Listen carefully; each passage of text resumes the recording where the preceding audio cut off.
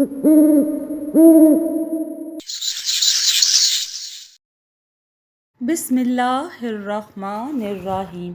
अस्सलाम वालेकुम दोस्तों, आज मैं आपके लिए एक बहुत ही खौफनाक कहानी लेकर आई हूँ।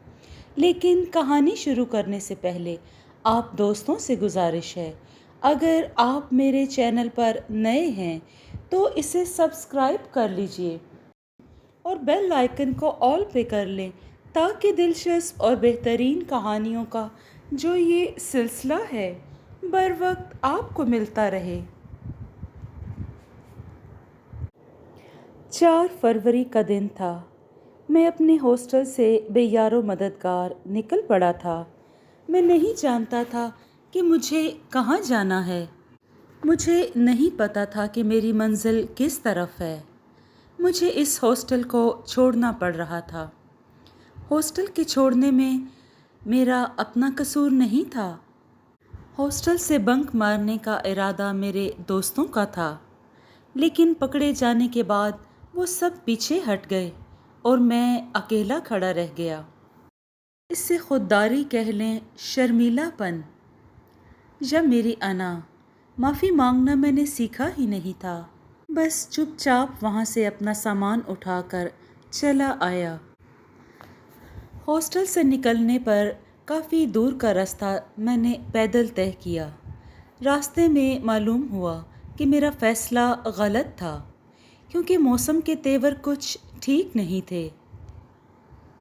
रात के 12 बजे कौन सी कोई दुकान, होटल या कोई हॉस्टल खुला होता है। लेकिन अगर खुला भी होता तो मेरे पास कौन से पैसे थे जो किराया अदा करके मैं रात गुजार लेता। मैं यूं ही चलता रहा।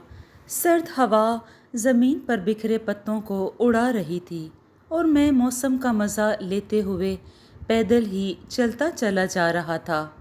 सड़क पर पीली रोशनी मुझे बिल्कुल भी डरा नहीं रही थी, क्योंकि मैं हॉस्टल में रहते हुए भी रात देर तक वॉक करने का आदी था। लेकिन इस दफ़ा मामला कुछ और था।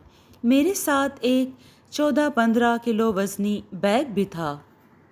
इसे उठाकर पैदल चलना किसी फौजी मश्क से कम न था। थोड़ी देर के बाद तेज़ बारिश शुरू हो गई। इत्तेफाकन मैं उस इलाके में था जहाँ सड़कें अच्छी खासी चौड़ी थीं और आसपास कोई घर भी नहीं था। मैंने सोचा कि मैंने कितनी बड़ी गलती कर दी है।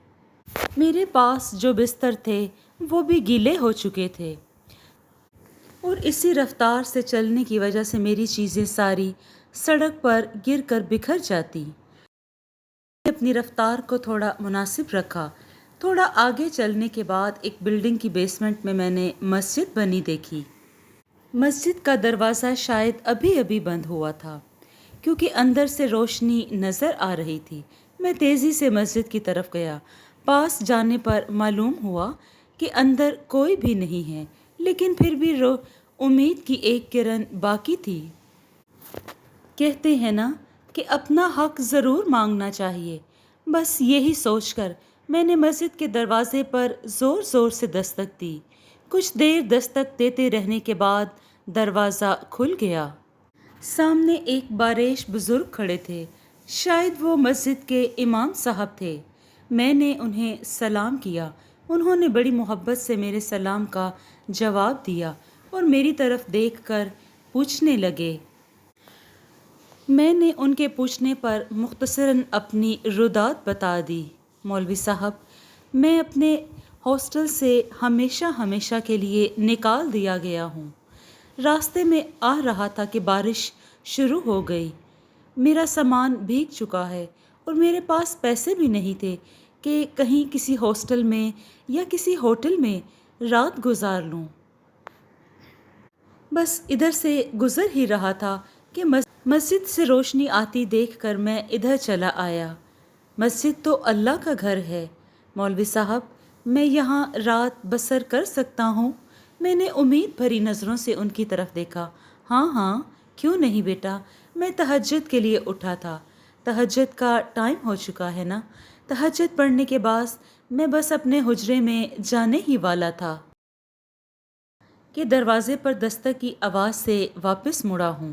اگر کچھ لمحے دیر ہو جاتی تو میں چلا جاتا اور دستک سن نہ پاتا۔ بس اللہ کی بھی یہی مرضی تھی۔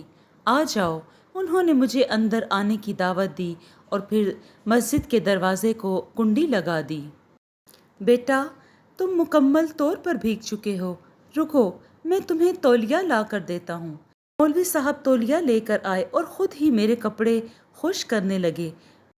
میرے سر سے پانی کے قطرے ٹپک رہے تھے۔ بیٹا، تم مکمل طور پر بھیگ چکے ہو، تولیے سے تو کام نہیں چلے گا۔ اگر تمہارے پاس کپڑوں کا جوڑا ہے تو یہ ساتھ بنے غسل خانے میں جا کر غسل کر کے اپنے کپڑے بدل لو۔ تب تک میں چائے بنوانے کا کہتا ہوں۔ چائے؟ اس وقت؟ نہیں، آپ رہنے دیجئے۔ اس وقت چائے کیسے بنائیں گے؟ مولوی صاحب نے مجھے ہاتھ کے اشارے سے غسل خانے کی طرف جانے کا کہا اور خود اپنے حجرے کی طرف بڑھ گئے۔ غسل خانے میں نہانے کے بعد مجھے یوں احساس ہوا حیوان سے انسان میں بدل گیا ہوں۔ میری حالت واقعی بہت ابتر ہو چکی تھی۔ باہر نکلا تو مولوی صاحب چائے لیے کھڑے تھے۔ دل میں یہ سوچ کر میں پریشان تھا کہ صبح کس طرف نکلوں گا، میرا تو کوئی ٹھکانہ نہیں تھا۔ لو، چائے پیو، چائے پی کر تمہارے جسم کو گرمی ملے گی اور تمہیں اچھا لگے گا۔ میں نے ان کے ہاتھ سے چائے پکڑی۔ بات کرتے ہوئے میں نے مولوی صاحب کی طرف دیکھا۔ انہوں نے میری نظروں کی طرف دیکھا اور مجھے کہا، بیٹا، جو معاملہ تم بتا رہے ہو، تم یقیناً بے گھر ہو چکے ہو اور اس وقت تمہارے پاس کوئی ٹھکانہ بھی نہیں ہے۔ میں چاہتا ہوں کہ تم اس مسجد کے خادم بن جاؤ۔ میں تمہیں علم سکھاؤں گا اور قرآن پاک کی روشنی میں تعلیم دوں گا۔ مجھے ان کی باتیں سن کر یوں لگا کہ جیسے میری ساری پریشانی اور تکلیفیں انہوں نے اپنے سر لے لی ہوں۔ مجھے کیا کام کرنا ہوگا؟ میں نے ان کی طرف دیکھتے ہوئے پوچھا۔ کچھ کام نہیں بیٹا، صرف 5 وقت نماز ادا کرنی ہوگی۔ میں کسی ایسے لڑکے کی تلاش میں ہوں جو یہاں رہ کر نمازیوں کی خدمت کر سکے۔ اگر میں کسی اور لڑکے کو رکھتا ہوں تو عشاء اور فجر کے بعد اسے گھر واپس جانا ہی ہوگا، لیکن اگر تم یہاں پر رہتے ہو، تمہاری رہائش کا بندوبست بھی مسجد کے ساتھ والے کوارٹر میں ہو جائے گا۔ اگر تمہاری رضامندی ہوئی تو میں بات کروں گا۔ مولوی صاحب، آپ نے تو میرے منہ کی بات چھین لی۔ میں آج کل نوکری اور رہائش کی تلاش میں ہی تھا۔ مجھ ان پڑھ کو بھلا کون نوکری دیتا اور میں کہاں مارا مارا پھرتا۔ بھلے مجھے تنخواہ نہ ملے، بس 2 وقت کا کھانا اور رہنے کو چھت مل جائے، میں پڑھائی کر کے کچھ کما کر پیسے جمع کر لوں گا۔ اور بھی کوئی کام ہوا جو نمازوں کے وقفوں کے درمیان ہوگا، میں کر دیا کروں گا تاکہ آپ پر بھی میں بوجھ نہ بن سکوں۔ مولوی صاحب مسکرا پڑے۔ نہیں بیٹے، تم بالکل بھی مجھ پر بوجھ نہیں ہو۔ یہ سب سرکار کی طرف سے ہوتا ہے۔ ہم بھلا کون ہوتے ہیں جو کسی کو دیں اور کسی کی طرف سے ہاتھ روک لیں۔ مولوی صاحب میری باتوں سے کافی متاثر ہوئے اور مطمئن بھی تھے۔ پھر وہ مجھے اپنا بستر بچھانے کا کہہ کر اندر کمرے میں چلے گئے۔ میں نے اپنا بستر بچھایا اور سونے کے لیے لیٹ گیا۔ صبح ہونے میں ابھی 1 گھنٹہ باقی تھا۔ تکیے پر سر رکھتے ہی جیسے مجھے دنیا جہاں کا سکون مل گیا ہو۔ مجھے یوں لگا جیسے میں فرش پر نہیں بلکہ کسی محل میں سویا ہوا ہوں۔ میری آنکھ لگ گئی۔ نماز فجر کے وقت مولوی صاحب نے مجھے اٹھا دیا۔ نماز ادا کرنے کے بعد میں نمازیوں کی خدمت میں لگ گیا۔ بوڑھے حضرات تھے، ان کو پانی پلانا اور ان کے جوتے وغیرہ صحیح کرنا اور صفوں کو بعد میں درست کرنا اور وہ تمام کام جو میرے ذمے تھے سر انجام دیے۔ مولوی صاحب میرے پہلے دن کے کام سے ہی مجھ سے بہت خوش تھے، کیونکہ گزری رات کی تھکن کے باوجود میں نے سارے کام بخوبی سر انجام دیے۔ بس مولوی صاحب کا نظر کرم مجھ پر تھا۔ ایک شام جب تمام نمازی نماز پڑھ کر چلے گئے تو مولوی صاحب نے مجھے اپنے پاس بلایا۔ یہ مسجد کا وہ گوشہ تھا جہاں بہت کم لوگ جایا کرتے تھے، بلکہ یوں کہہ لیں کہ صرف مولوی صاحب ہی وہاں جاتے تھے۔ جی مولوی صاحب، آپ نے مجھے بلایا؟ جی بیٹا۔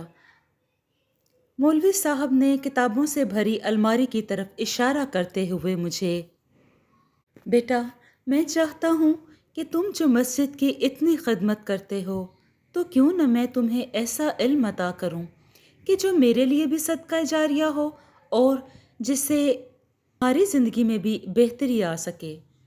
جی مولوی صاحب، میں آپ کی بات پوری توجہ سے سن رہا ہوں، میں نے بڑے باادب ہو کر کہا۔ علامہ صاحب کی بات سن کر میں بہت پرجوش ہوا۔ جی علامہ صاحب، مجھے بتائیے مجھے کیا کرنا ہوگا؟ کچھ نہیں بیٹا، بس تمہیں یہ کرنا ہے، جو کتابیں میں تمہیں دوں تمہیں انہیں بیٹھ کر روزانہ 1 گھنٹہ پڑھنا ہوگا۔ تمہیں مجھے بتانا ہوگا ان کتابوں سے تم نے کیا سیکھا۔ پھر علامہ صاحب نے مجھے اپنی کتابوں کا وہ تحفہ دکھایا جو انہیں ان کے کسی بڑے نے دیا تھا۔ تفسیر کی بہت سی کتابیں موجود تھیں۔ الماری کے سب سے اوپر والے شیلف میں ایک کتاب تھی جس کی جلد کالے رنگ کی تھی، جس کے صفحے کافی سفید تھے، صاف تھے، جو باقی کتابوں کی نسبت پیلے نہیں تھے۔ علامہ صاحب، یہ کیا ہے؟ یہ کون سی کتاب ہے؟ بیٹا، یہ کتاب تمہارے مطلب کی نہیں ہے، اسے نہیں پڑھنا، بلکہ یہ سمجھو کہ تم نے اس کے بارے میں سوچنا بھی نہیں ہے، اس کو وہیں رکھ دو۔ پھر میں کہاں ٹلنے والا تھا؟ میرے ذہن میں ہر وقت وہی کتاب گھومتی رہتی تھی۔ میں نے بھی پھر ان سے جان کر ہی دم لیا، بیٹا تمہیں اس کتاب کے بارے میں جاننے کی ضرورت نہیں ہے، کیونکہ اس میں ہر طرح کے علوم موجود ہیں۔ کچھ علوم تو ایسے ہیں جنہیں کرنے کے لیے کسی بڑے کی ضرورت ہوتی ہے، یعنی آپ اکیلے انہیں نہیں کر سکتے، اور بہت سے علوم یعنی کسی بڑے کی اجازت کے ساتھ ہی اس کو پڑھنا چاہیے۔ تمہارے لیے بہتر ہے کہ میں تمہیں جتنا پڑھاتا ہوں تم اتنا ہی پڑھو، یہ تمہارے لیے کافی ہوگا۔ میرا اندر کا تجسس نہ ختم ہونے والا تھا۔ میں سوچ رہا تھا کہ ایسا کون سا علم ہے جس کے لیے کسی بڑے کی اجازت کی ضرورت ہے۔ میں روز چپکے چپکے کتاب کو دیکھتا رہتا تھا۔ پہلے 2 روز کے بعد ہی میں اس کتاب سے بہت متاثر ہوا۔ اس میں خوبصورت سے لے کر طاقتور بننے اور بہت زیادہ امیر بننے، گویا کہ تمام اس میں نسخے موجود تھے جو انسانوں کی زندگی سے لے کر جنات کی زندگی تک سے وابستہ تھے۔ میں بہت متاثر تھا اس کتاب سے، لیکن یہ تمام کے تمام علوم کافی مشکل تھے۔ میرے لیے ان علوم کو کرنا کوئی آسان بات نہیں تھی، اور ویسے بھی میں علوم اور وظائف پر یقین نہیں رکھتا تھا۔ لیکن وہ کہتے ہیں نا کہ انسان کی عمر میں ایک ایسا وقت بھی آتا ہے جب انسان اپنے خوابوں کے پیچھے بھاگتا ہے، ایک غیر حقیقی زندگی میں جیتا ہے اور اپنے خوابوں کو سچ کرنے کی دوڑ میں لگا رہتا ہے۔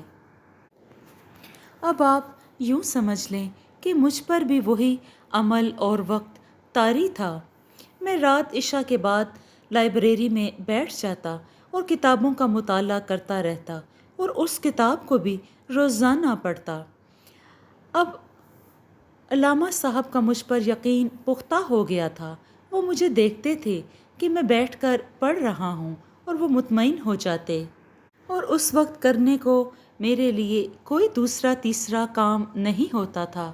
لیکن وہ یہ نہیں جانتے تھے کہ میں اس کتاب کے پیچھے ہوں جسے ہاتھ لگانے سے بھی انہوں نے مجھے منع کیا تھا۔ اس کتاب میں ایسے کئی وظائف تھے جس میں لکھا تھا کہ ان وظائف کو کرنے سے انسان کی زندگی سرے سے بدل جاتی ہے، لیکن میرے پاس اتنا وقت نہیں تھا کہ میں وہ تمام عوامل کر سکوں۔ تقریباً سبھی عوامل بہت مشکل اور لمبے تھے۔ میں نے اس بات کو سرے سے دل سے نکال دیا تھا کہ میں کوئی عمل کر پاؤں گا اور اس سے فیض یاب ہو سکوں گا کہ اچانک میری نظر اس کتاب کے ایک ایسے عمل پر پڑی جو میں کر سکتا تھا، یعنی کہ ایک سورت کو روز 13 مرتبہ پڑھنا تھا، اور یہ میرے لیے کوئی مشکل نہیں تھا۔ میں بہت خوش تھا کیونکہ اس عمل میں یہ بھی لکھا ہوا تھا کہ اس عمل کے کرنے سے آپ کی غلامی میں ایسے جنات آ جاتے ہیں جو آپ کی خدمت کے لیے ہمیشہ سارے کام سر انجام دیتے ہیں جو آپ ان کو کہتے ہیں۔ میں یہ دیکھ کر بہت خوش تھا، بس اس کو دیکھنا تھا کہ میری باچھیں خوشی سے کھل گئیں۔ میں نے سوچ لیا تھا کہ میں کبھی اس کا استعمال غلط نہیں کروں گا، ہمیشہ صحیح معنوں میں ہی ان سے کام لیا کروں گا۔ خیر، میں عمل مکمل کرنے میں لگ گیا۔ اس دن جمعرات کا دن تھا جو میرے عمل کرنے کا آخری دن تھا۔ ہوا تو کچھ بھی نہیں تھا، حالانکہ میں نے وہ عمل اکیلے اور خاموشی میں کیا تھا، پوری رازداری اور انتہائی محفوظ طریقے سے کیا تھا، لیکن پھر بھی نہ جانے کیا کمی رہ گئی تھی کہ نہ تو جنات آئے اور نہ ہی میرے گھر کے رہنے کے طور طریقوں میں کوئی فرق یا تبدیلی آئی۔ لیکن پھر بھی میں نے سوچ لیا تھا، کچھ بھی ہو میں ایک ایسا عمل ضرور کروں گا کہ جس میں مجھے کامیابی حاصل ہو۔ اگلے دن پھر میں وہی عمل کرنے بیٹھ گیا۔ اس دن تو کچھ نہ ہوا۔ جب میں کروٹ لے کر بیٹھنے لگا تو پورے کمرے میں آندھی اور طوفان کا ماحول تھا۔ میری آنکھوں میں بھی دھول مٹی پڑ چکی تھی۔ میں حیران تھا کہ مسجد کے اندر اتنی تیز ہوا کہاں سے آئی۔ میں یہ باتیں ابھی سوچ ہی رہا تھا، آنکھیں ملنے پر میں نے اپنے سامنے ایک لڑکے کو دیکھا جو تقریباً میرا ہی ہم عمر تھا۔ وہ آلتی پالتی مارے بیٹھا تھا۔ میں نے جب اس کی طرف دیکھا تو اس نے بڑے سنجیدہ انداز میں مجھ سے کہا، آپ کو مجھ سے کیا چاہیے؟ مجھے کیوں بلایا ہے؟ وہ قدرے برہم بھی تھا، جبکہ عمل میں لکھا تھا کہ اگر آپ عمل صحیح طریقے سے کریں گے تو آپ گھبرائیں گے نہیں اور آنے والا بھی کبھی ناراض نہیں ہوگا۔ میں تو یہ چاہتا تھا کہ وہ ہاتھ باندھے میرے سامنے کھڑا ہو اور پھر میں اسے اپنی مرضی کا کام کہوں، لیکن ایسا تو کچھ بھی نہیں تھا۔ وہ چپ چاپ بیٹھا تھا جیسے کسی حکم کی تعمیل کے لیے آیا ہو۔ پھر میرے دل میں لالچ نے ایک ایسی چیز ڈالی۔ میں نے اس سے کہا، میری خواہشات تو بہت ہیں، لیکن ایک خواہش میری بہت بڑی ہے۔ میں چاہتا ہوں کہ میں ایک بہت بڑے بنگلے میں رہوں، مسجد چھوڑ کر ہمیشہ کے لیے وہاں چلا جاؤں۔ ابھی بات ختم کر ہی پایا تھا کہ مجھے ہڑبڑانے کی آواز آئی۔ میں ایک دم سامنے دیکھنے لگا۔ میں بھی خوف سے گھبرا گیا۔ جب دیکھا تو مولوی صاحب میرے سامنے کھڑے تھے۔ بیٹا، میں نے تمہیں منع کیا تھا نا، ان تمام باتوں سے سختی سے تمہیں منع کیا تھا کہ یہ تمہیں نہیں کرنے، اس کے باوجود تم نے میری کوئی ایک بات نہیں مانی۔ کیا ضرورت تھی تمہیں ایسا ورد کرنے کی؟ میں پریشان تھا کہ اچانک سے مولوی صاحب کہاں سے آ گئے۔ میں تو اس لڑکے سے بات کر رہا تھا۔ مولوی صاحب کا لہجہ ایسا تھا کہ جیسے وہ مجھے جانتے ہی نہ ہوں، انتہائی غصے اور اجنبیوں والا لہجہ تھا۔ میں بہت شرمندہ تھا کہ کیا کہوں کہ میں نے کیوں کیا۔ مولوی صاحب بہت سخت اور برہم تھے کہ میں نے ان کی اجازت کے باوجود اس وظیفے کو کیا۔ اس وقت مولوی صاحب نے مجھے مسجد سے چلے جانے کا تو نہیں کہا، ہاں البتہ یہ جتلا دیا کہ دنیا کی دولت اور حرص رکھنے والوں کی مستقل اللہ کے گھر میں کوئی جگہ نہیں ہے۔ تم بھی باقی نمازیوں کی طرح آیا کرو اور نماز پڑھ کر واپس چلے جایا کرو۔ مجھے اب مسجد میں رہنا ٹھیک نہیں لگ رہا تھا۔ مولوی صاحب کی نظروں میں تو میں پہلے ہی گر چکا تھا، لیکن اس کے بعد سے لے کر آج تک میں نے ایسا کوئی وظیفہ نہیں کیا کہ جس سے جنات کی حاضری ہو یا جس میں دنیا کی حرص ہو، کیونکہ میں جان گیا ہوں کہ ہر انسان کو اپنے حصے کی محنت خود کرنا پڑتی ہے۔ جب وہ محنت کرنا سیکھ جاتا ہے تو پھر دنیا کی کوئی بھی طاقت اس کو کامیابی سے دور نہیں رکھ سکتی۔ جی دوستو، اگر آپ کو یہ کہانی پسند آئی ہے یا مزید اس طرح کی کہانیاں سننے کا شوق ہے اور شیئر کیجیے اور کمنٹ میں اپنی رائے کا اظہار کریں۔ خوش رہیں، اپنا اور اپنوں کا بہت سا خیال رکھیں۔ شکریہ۔